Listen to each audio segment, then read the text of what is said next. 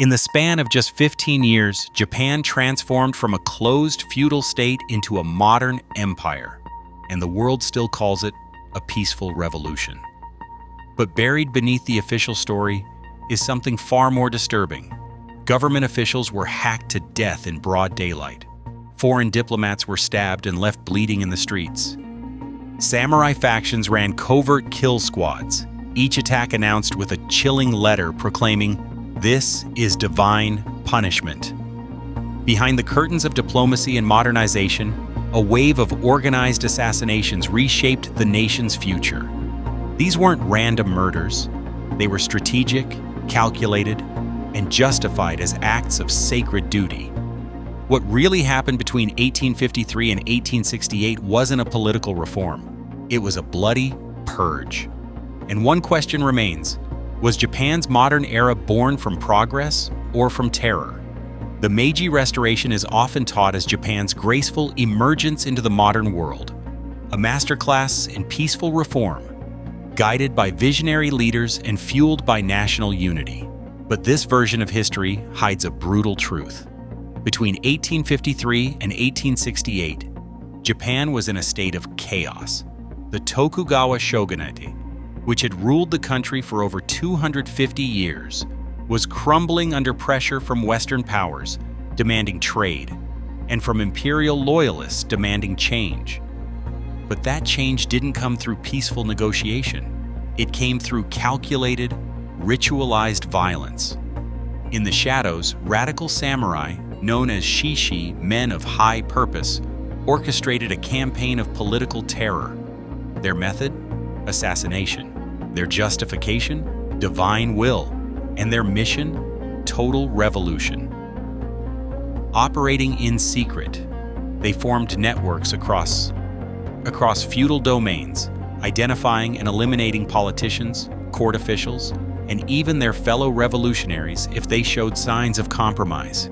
Many of their victims were stabbed or decapitated in public places. Others received written warnings shortly before they were slaughtered, proclamations of Tenchu or divine punishment. This video will uncover the hidden reality of the Meiji Restoration, how assassinations, covert ideology, and organized violence became tools of national transformation. You'll learn how a single murder outside Edo Castle ignited a wave of terror, how secret societies in Tosa and Choshu domains planned their killings with military precision, and why moderates who sought peaceful reform were among the first to die. Because behind the speeches, the treaties, and the imperial banners lay a revolution built on blood. It began on a snowy morning, March 24th, 1860. Naosuke, one of the most powerful men in Japan and the Tokugawa shogunate's chief strategist, left Edo Castle through the Sakuratamon Gate, surrounded by a bodyguard detail. Within seconds, his palanquin was surrounded. 18 low-ranking samurai from the Meito domain lunged forward with blades drawn. The snow turned red as they hacked Naosuke to death in front of his guards, his head placed on display for all to see. But this wasn't an act of revenge. It was a statement. Naosuke had enraged imperial loyalists by signing treaties with Western powers without imperial approval, and by purging political opponents who objected. His death sent shockwaves through the political world and marked the beginning of a new tactic: targeted ideological assassination. The age of Ansatsu dark murder had begun. And with it came the rise of a new class of insurgents, the Shishi. The word Shishi translates to men of high purpose. But these weren't idealists holding debates in courts. They were radicalized samurai forming decentralized cells with one mission: to destroy the Tokugawa regime by any means necessary. From 1858 to 1864, Shishi groups launched calculated attacks against shogunate officials, foreign diplomats, and even their own allies. They moved between Kyoto, Edo, and key domains, such as Tosa and Choshu, using covert messaging, coded phrases, and political alliances to coordinate deadly operations. They didn't act blindly. Each assassination was chosen with a strategic purpose. Their message was simple: if you stood in the way of imperial restoration, you would die. While many Shishi groups operated independently, one network rose above the rest in sophistication and reach: the Tosa Loyalist Party, led by a zealous ideologue named Takechi Hanpeita. Takechi wasn't a daimyo or aristocrat. He came from the lower ranks of the samurai class, but his influence would ripple through the entire Meiji Restoration. Inspired by the national learning movement, which emphasized emperor worship and anti-foreign ideology, Takechi believed assassination wasn't just political, but it was divine duty. He called it Tenchu, heavenly retribution. In 1862, his group's first high-profile kill was Yoshida Toyo, the chief minister of the Tosa domain, murdered for supporting a diplomatic compromise with the Tokugawa. From there, the killings accelerated. In Kyoto, Takechi's group sent handwritten notices to their targets, accusing them of treason before executing them in public spaces. These ritualistic murders were often staged for maximum psychological effect, and sometimes the killers left behind letters signed simply with the word Tenchu. The purpose wasn't just death, it was terror. Between 1861 and the first half of 1862, 4 assassinations were recorded. But then everything changed. In just 12 months from late 1862 to the end of 1863, at least 46 political assassinations were carried out. This wasn't a coincidence, it was timing.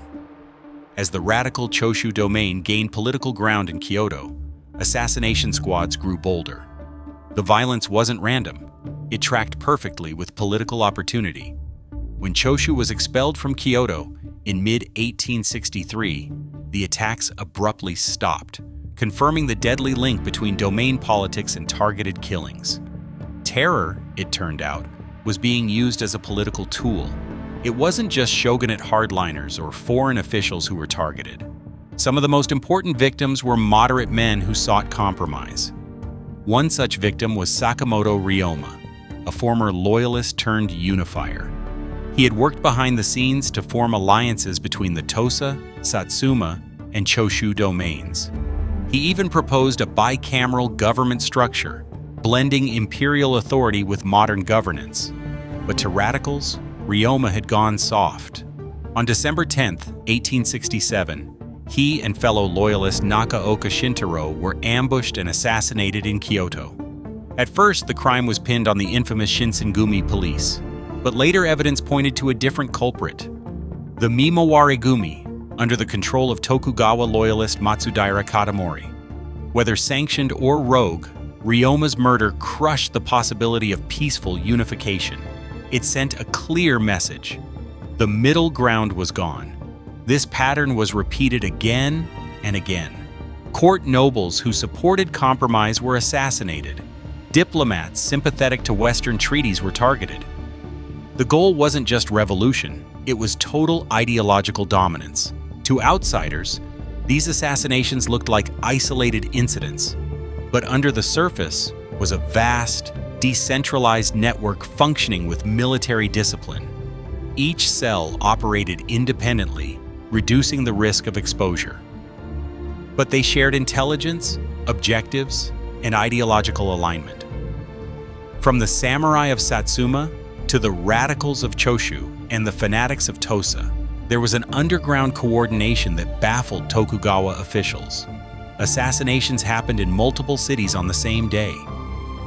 Victims were chosen according to similar criteria, such as support for the shogunate, diplomacy with foreigners, or even openness to reform. The effectiveness of the network suggested the presence of messengers, hidden codes, and perhaps support from higher authorities looking the other way. And often, they did. Some domain leaders, while publicly condemning the violence, secretly provided funds, weapons, or sanctuary to the killers. It was plausible deniability in its deadliest form. In modern Japan, many of these assassins have been recast as heroes. Takechi Hanpeita, who oversaw multiple killings, is remembered as a patriot. Sakamoto Ryoma, though he assassinated himself, is glorified as a visionary. The term Shishi carries honor, not blood. What's missing from most textbooks is the reality that the Meiji Restoration's success was built not only on diplomacy, but on systematic terror. These weren't isolated murders by angry ronin. They were calculated hits, designed to eliminate negotiation and force revolution. The victims, many of them competent officials, moderate reformers, or loyal servants of the court, have largely been erased from collective memory, or painted as villains standing in the way of destiny. The violence didn't stop at Japan's borders. Western diplomats and traders became targets of assassination, not as a backlash to individual offenses, but as a strategic effort to sabotage foreign treaties and discredit the shogunate. British, American, and Dutch representatives were stalked, attacked, and in some cases killed. Assassins viewed these acts as righteous a warning to both the West and their domestic collaborators. And yet history often frames the Meiji Restoration as Japan's peaceful self-opening to the world. The truth is murkier. Foreign legations increased security. British warships threatened bombardment. Behind the facade of treaty negotiations was a mounting atmosphere of fear, one that shaped Japan's foreign policy and modernization more than any diplomatic agreement. As for the assassins, their stories ended in dramatically different ways. Takechi Hanpeita was eventually arrested by his own domain. After 2 years of imprisonment, he was ordered to commit ritual suicide. His death was as theatrical as his ideology. Others were executed, some disappeared, but many surprisingly went on to become bureaucrats, ministers, and leaders in the new Meiji government. The men who once wielded swords in back alleys were now drafting laws and building the modern Japanese state. Their pasts were erased, rewritten, or celebrated depending on their usefulness. It raises a chilling question. If terror builds the new order, who controls the truth? By 1868, the Tokugawa shogunate had collapsed. The emperor was restored to power, and Japan began its rapid transformation into a modern industrial state. On the surface, it seemed like a triumph of vision and unity, a peaceful return to imperial rule after centuries of military dominance. But behind that carefully staged ceremony in Kyoto, another reality remained unspoken. The revolution had succeeded not because of diplomacy alone, but because its opponents were dead. Assassinations had cleared the path. Moderates were silenced. Foreign resistance had been neutralized. The new regime was built not on consensus, but on the bones of the old. And yet, what followed wasn't chaos. It was efficiency. Japan surged forward, industrialized at lightning speed, defeated Western powers in war, and became an empire in its own right. That raises an uncomfortable question, one that most historians never ask.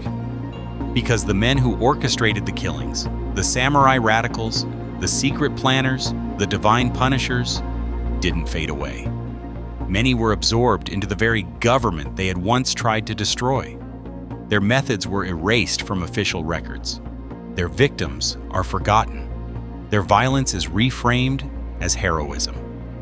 Even Tenchu, the divine justification for murder, was quietly dropped from public vocabulary, but not before it had accomplished its purpose.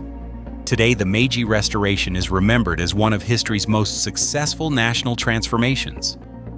But what happens when a nation builds its future on ritual killing, ideological purity, and the systematic destruction of dissent? Is that still a revolution? Or just a more organized kind of purge? The final twist isn't just that these assassins changed Japan. It's that they won, and history chose to forget how. The Meiji Restoration is often taught as a story of the rebirth of tradition giving way to progress. But when you peel back the layers, another story emerges, one of knives in the dark, ideological extremism, and a revolution fueled by fear. Political violence didn't just accompany Japan's modernization, it enabled it. The assassins, the secret societies, the doctrine of Tenchu, they weren't footnotes in the transition. They were the mechanism that forced it into being. And when their mission was complete, history quietly washed the blood from their hands.